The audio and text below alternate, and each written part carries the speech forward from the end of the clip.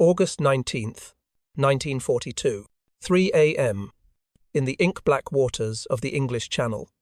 The gentle rocking of Landing Craft Tank 127 is the only thing that feels normal to Private Jack Williamson of the Royal Regiment of Canada.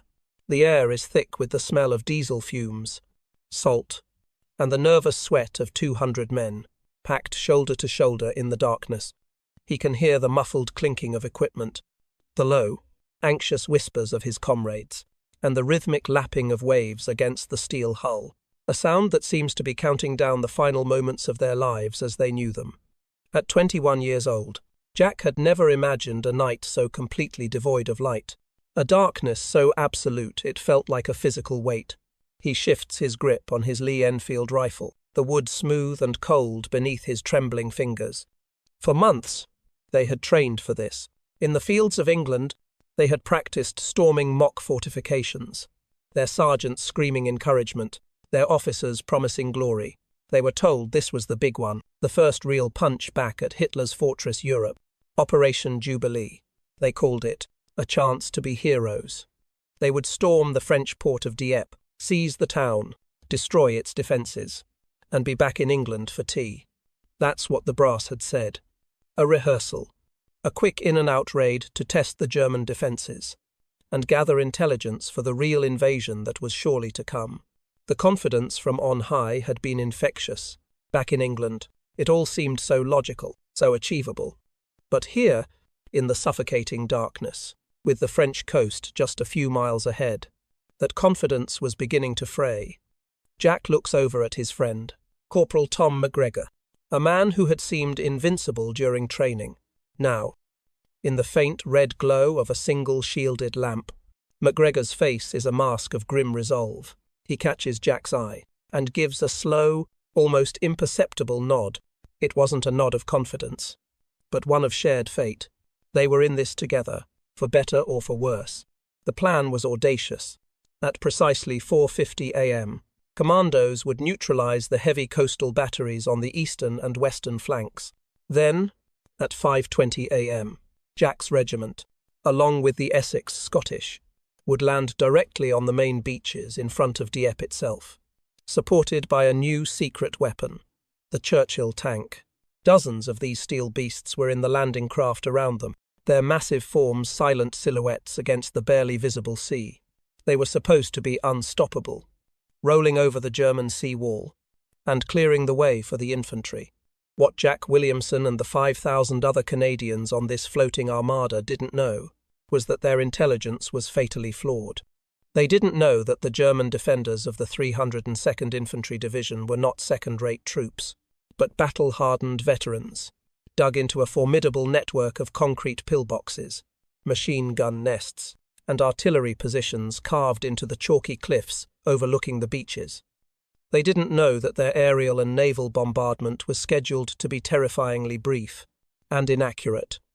And most critically, they didn't know that the element of surprise, the single most important factor in any amphibious assault, was about to be completely and irrevocably lost. Just a few miles to the east, the landing craft carrying No. 3 Commando were sailing directly into the path of a small German coastal convoy. The silence of the longest night was about to be shattered, and with it, the hopes and lives of thousands of young men who believed they were on the verge of victory. The rehearsal for D-Day was about to become a masterclass in disaster.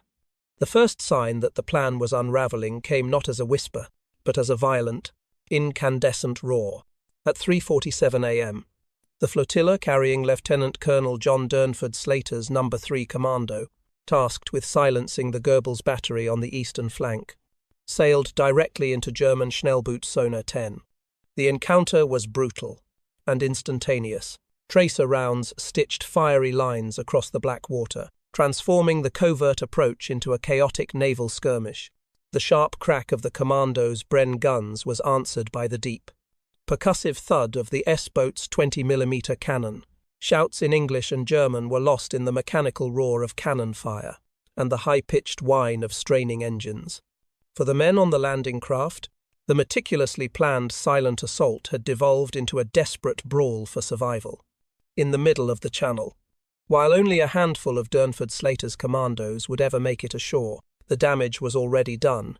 The sound of the firefight, a sharp, ragged tear in the fabric of the night, carried clearly across the water to the German observation posts along the coast. In a concrete bunker dug into the eastern headland of Dieppe, Unteroffizier Franz Hager snapped awake. He didn't need to wait for the field telephone to ring. The distant chatter of automatic weapons was an unmistakable alarm bell.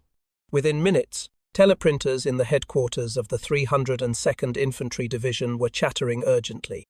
Flares arced into the sky, casting a ghostly green pallor over the coastline. Sirens began to wail across the port town.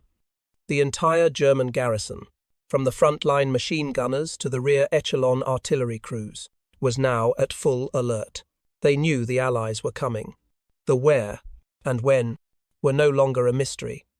This catastrophic loss of surprise compounded the operation's first and most fundamental blunder, a catastrophic failure of intelligence.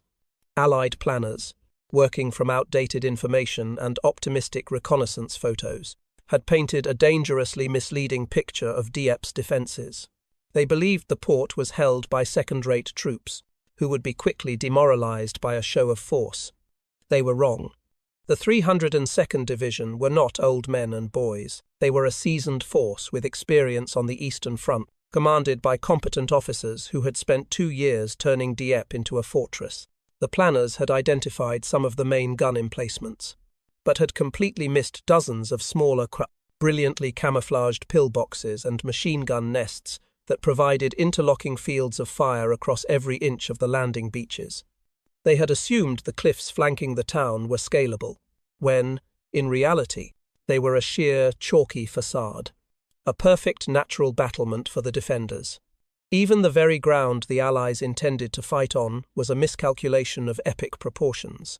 The main landing beach at Dieppe was not sand, but a deep, treacherous bank of large, smooth stones called chert. In briefings, this had been dismissed as a minor inconvenience. In reality, it was a tactical nightmare. The chert pebbles would act like ball bearings under the feet of advancing infantry, making it impossible to run or dig in. For the 29 Churchill tanks of the 14th Canadian Armoured Regiment, it would be a death sentence. Their narrow tracks, designed for firm earth, would spin uselessly on the shifting stones, bogging the steel giants down and turning them into helpless, stationary targets for the German anti-tank guns that were already being aimed at the water's edge.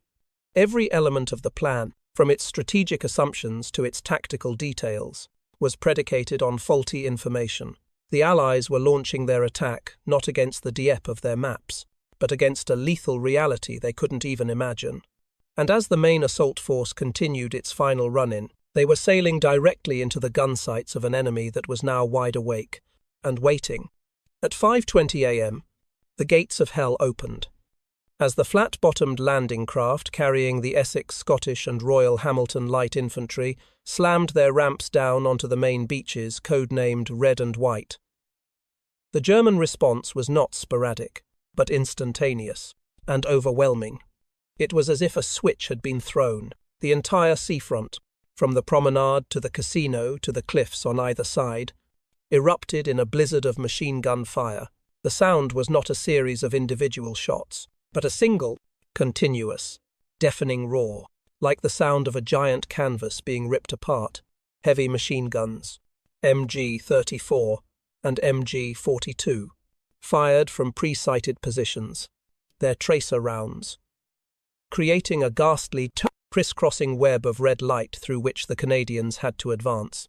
Mortar shells began to rain down, their explosions kicking up geysers of stone and shrapnel with sickening crumps. For the men in the first wave, there was no cover, no escape. They were silhouettes against the dawn, perfectly framed targets for hundreds of German gunners who had been waiting for this exact moment. The scene on the beach was one of almost unimaginable carnage. Men who had been joking moments before were cut down in the act of jumping from the ramps, bodies piled up in the surf, the water turning a murky pink. The Churt beach, just as the planners had failed to predict, became a lethal trap. Soldiers laden with heavy equipment found themselves slipping and sliding on the smooth stones. unable to gain purchase to run for the meagre cover of the sea wall just 100 yards away. That 100-yard dash became an eternity. Men were hit and fell, their comrades trying to drag them forward, only to be hit themselves. One survivor later recalled, "It was a slaughterhouse.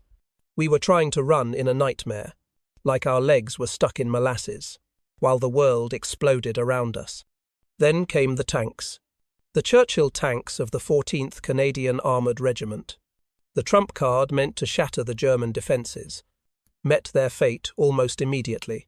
Some were knocked out by well-aimed anti-tank fire while still in the water. Those that did make it ashore found themselves utterly defeated by the terrain.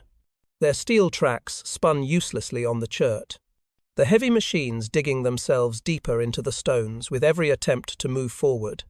Immobilized and exposed, they became giant steel coffins, drawing the concentrated fire of every 88mm and 75mm gun the Germans could bring to bear.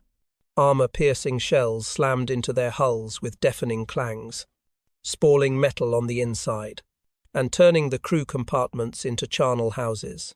Of the 29 tanks that attempted to land, not a single one would penetrate the town's defences. Most never even made it off the beach. This catastrophic failure on the main beaches was a direct result of the plan's third great blunder, a complete lack of adequate fire support. The preliminary naval bombardment from the 4 attending destroyers was pitifully light and lasted only minutes, barely scratching the paint on the German concrete emplacements. The planned aerial bombing by RAF heavy bombers had been cancelled entirely, due to fears of civilian casualties, a decision that would doom hundreds of Allied soldiers.